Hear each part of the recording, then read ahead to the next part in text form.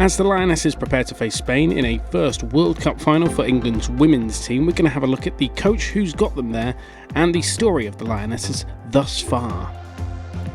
England, currently coached by Sarina Wiegman, who was born in The Hague in October of 1969, began her footballing career by joining a club called ESDO, where she played alongside boys aged 6, and according to Wiegman herself, she played, quote, illegally by disguising herself as a boy.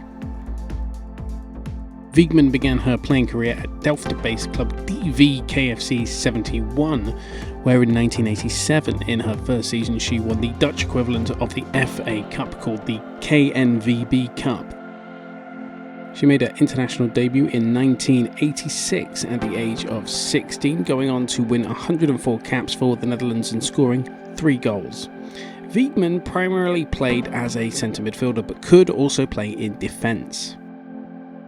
It was in 1989, during the FIFA Women's Invitational Tournament in China, that Wiegman met the then head coach of the USA, Anson Durrance, who asked Wiegman to come to America and study at the University of North Carolina at Chapel Hill, where Durrance had been their men's team coach. Whilst at North Carolina, she played alongside US internationals and went on to win the 1989 NCAA Championship.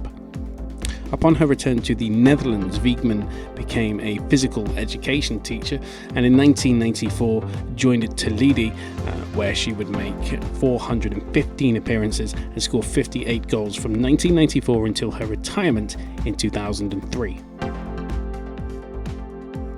In terms of coaching, Wiegman started her managerial career where she finished her playing career, taking the job at Toledo in January of 2006, and in the 06-07 season, Wiegman secured a league and cup double for the club.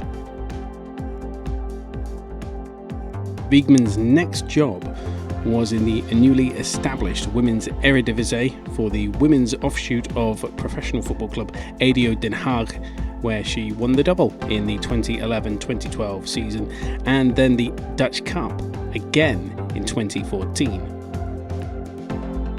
In August of 2014, Wiegman was appointed the assistant coach of the Dutch national team, where she would also obtain her coaching license whilst on an internship at Sparta Rotterdam.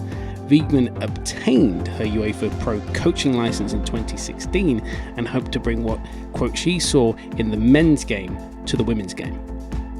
After the Dutch national team head coach was sacked in December of 2016, Wiegman took up the job on an interim basis before being made the permanent head coach of the Dutch women's team in January of 2017, 6 months before the start of the Euros, in which the Dutch were hosting.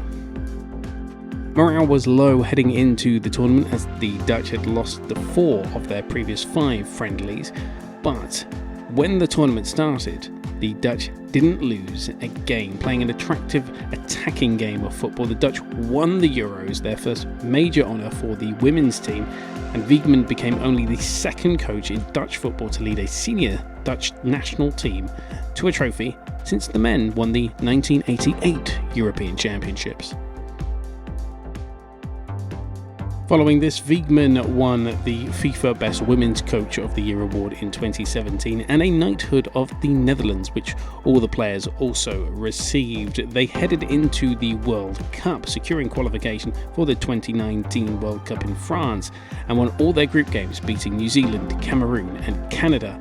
Then in the knockouts, they overcame Japan, Italy and Sweden before facing the number 1 team in the world, the USA, which they would unfortunately lose 2-0. In August of 2020, it was announced that England would be replacing women's head coach Phil Neville with Wiegman from September of 2021. Wiegman's first match in charge saw the Lionesses win 8-0 against North Macedonia to begin the 2023 qualifying campaign for the World Cup of 2023. They also had a record 20-0 win against Latvia. England didn't concede a goal in qualifying and put 80 goals past all of their opponents. Wiegman led England to her first trophy in charge, the friendly invitational tournament set up by the FA called the Arnold Clark Cup. This led England quite nicely into the 2022 Euros, which England were hosting and had previously hosted in 2005.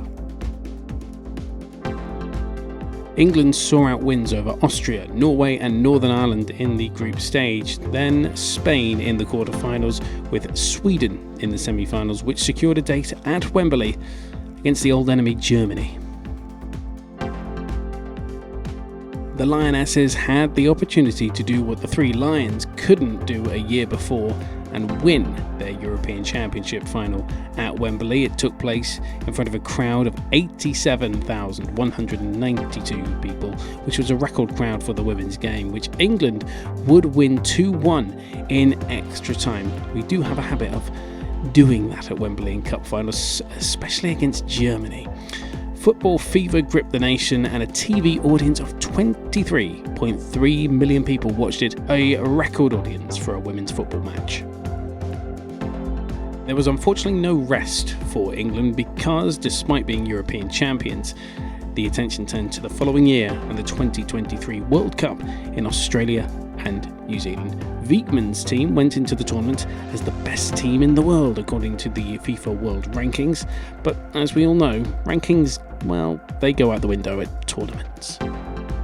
Now, the tale of the World Cup, and to say it was a lacklustre start from the Lionesses would be an understatement, with two 1-0 wins against Haiti and Denmark respectively. It was more of a whimper than a roar from the Lionesses at that point. A 6-1 win against China in the final game of the group saw England top the group and face 11-time African champions Nigeria. And well, it wouldn't be England without the drama of penalties now, would it? England beat Nigeria on penalties, the shootout finishing 4-2 in England's favour, not aided by a Lauren James red card for a stomp on a Nigerian player during normal time. Colombia were up next, and it didn't start as England would have wanted with a goal for the Colombians on the 44th minute. However, England came back to win 2-1, reaching the semi-finals and hosts Australia. The Matildas, as they are known, were going to bring 75,784 screaming countrymen, Aussies, to the Stadium Australia in Sydney. And despite that massive support for the Aussies, it just wasn't enough, as England won 3-1 and Wiegman's sides booked their place in the World Cup final against Spain.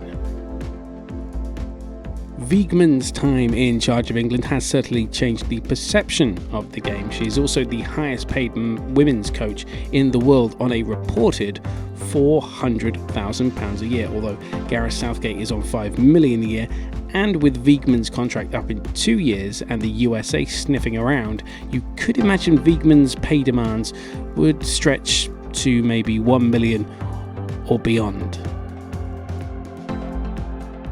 Should England win, what will this do for the women's game? Will we see WSL clubs move out of League 1, League 2 stadiums and sometimes even National League stadiums for bigger venues? Will the league become more financially sustainable? Wages will certainly increase for the league. But those questions will be answered soon enough. For now, it's all about Sunday, the 20th of August 2023, Sydney and Stadium Australia. Can Wiegman win the trophy that eluded her in her time as the Dutch national team boss? Will the Lionesses bring it home? All I can say is, come on England!